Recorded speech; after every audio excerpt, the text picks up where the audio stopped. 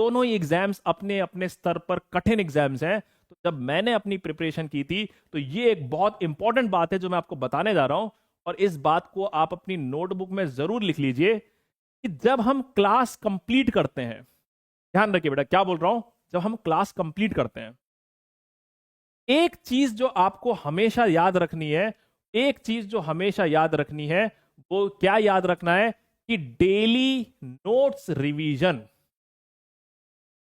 Daily notes revision बेटा, इस चीज पर आपको प्रॉमिस करना पड़ेगा। ये हमारे सिलेक्शन का की बनने वाला है। डेली नोट्स रिवीजन क्या है सर, ये होता क्या है, क्या करते हैं इसके अंदर? शुरुआत हमने की थी कि फिजिक्स अलग सब्जेक्ट है, बायोलॉजी अलग सब्जेक्ट है, केमिस्ट्री अलग सब्जेक्ट है। बेटा देखिए, नीट के पेपर में जो ये 3 सब्जेक्ट्स है ना, उसमें से फिजिक्स थोड़ा सा ऑड वन आउट हो जाता है। ऑड वन आउट क्यों हो जाता है? अगर मान लीजिए सर ने बायोलॉजी में कुछ पढ़ाया, आपको रिवाइज करना है, तो मेरे ख्याल से कई सारे बच्चे उसको रीड करते होंगे।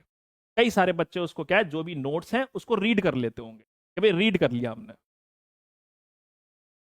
फिजिक्स के अंदर बेटा जब आप नोट्स का रिवीजन करेंगे, ध्यान रखना ये जो नोट्स का रिवीजन होगा, इन नोट्स के रिवीजन को आपको रीडिंग नहीं लगानी है बेटा। रीडिंग मत कर लेना फिजिक्स के अंदर, नहीं तो खेल खराब हो जाएगा बेटा। मैथ्स की कैलकुलेशन कभी रीडिंग करने से नहीं आती है।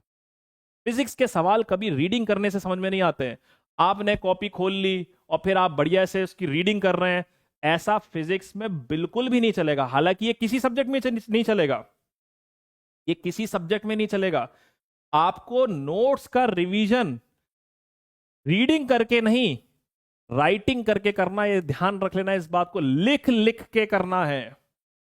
अगर आप बायोलॉजी भी लिखते हैं तो बहुत बढ़िया बात है, लेकिन फिजिक्स के अंदर तो आपने अगर इस रास्ते को अपना लिया तो बेटा ध्यान रखना, मेरी बात लिख लेना, फिजिक्स कभी भी आपकी अच्छी नहीं हो पाएगी।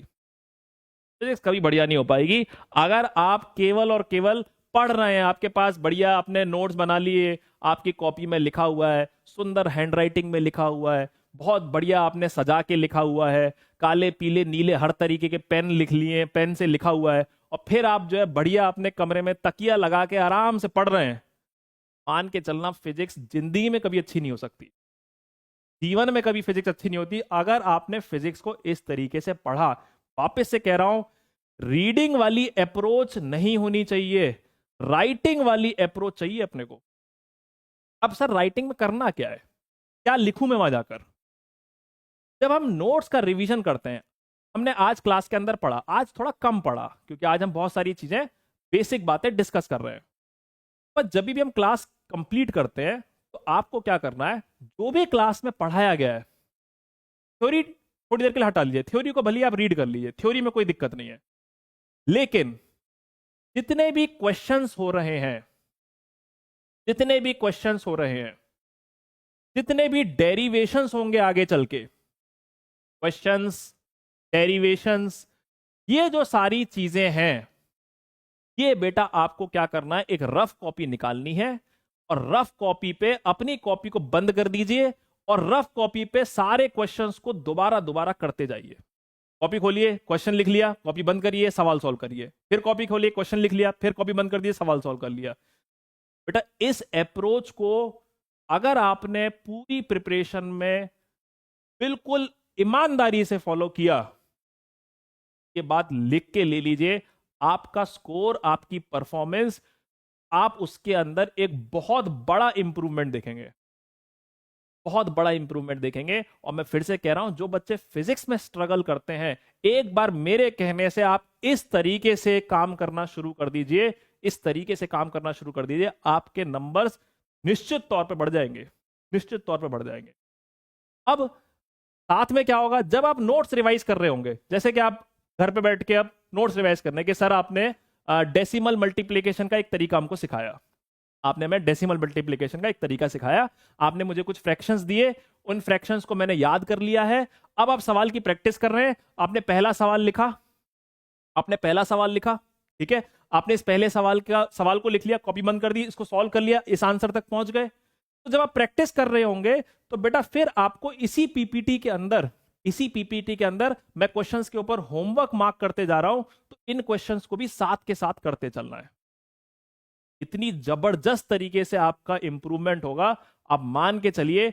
आप देखिए किताब विताब कौन सी किताब करनी है, कहां से क्या पढ़ना है, इन सब चक्करों को छोड़ दीजिए। सारी किताबें, सारी कोचिंग्स का मटेरियल, सब कुछ का सार मिल जाएगा आपको नोट्स के अंदर। कहीं इधर उधर भटकने की और मुंह मारने की जरूरत नहीं है। जितना ज्यादा अपने आप को डाइवर्ट करेंगे, जितना ज्यादा अपने माइंड को जो है आप फोकस से हटाएंगे, आपकी जो प्रिपरेशन है वो उतनी ज्यादा डिरेल हो जाएगी।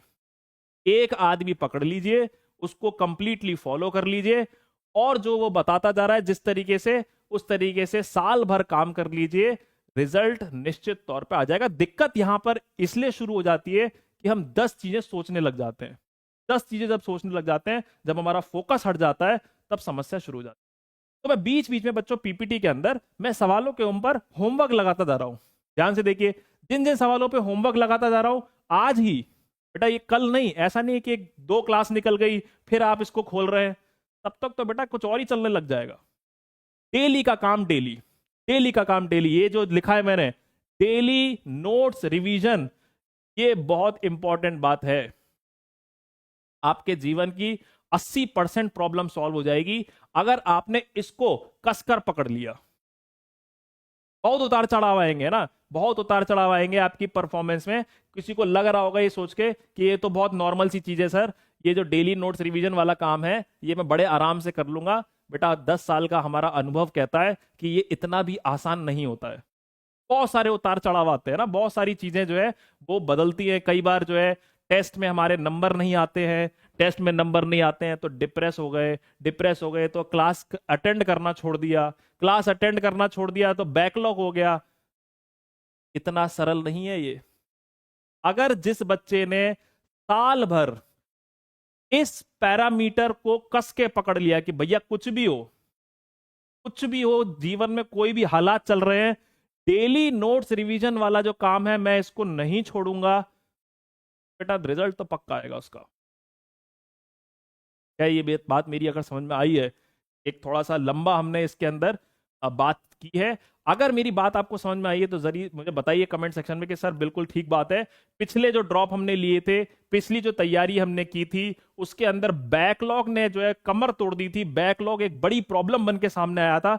इस बार मैं प्रॉमिस करता हूं कि भाई ऐसी कोई गलती शुरुआत में नहीं करूंगा कि भाई ऐसा कुछ हो जाए।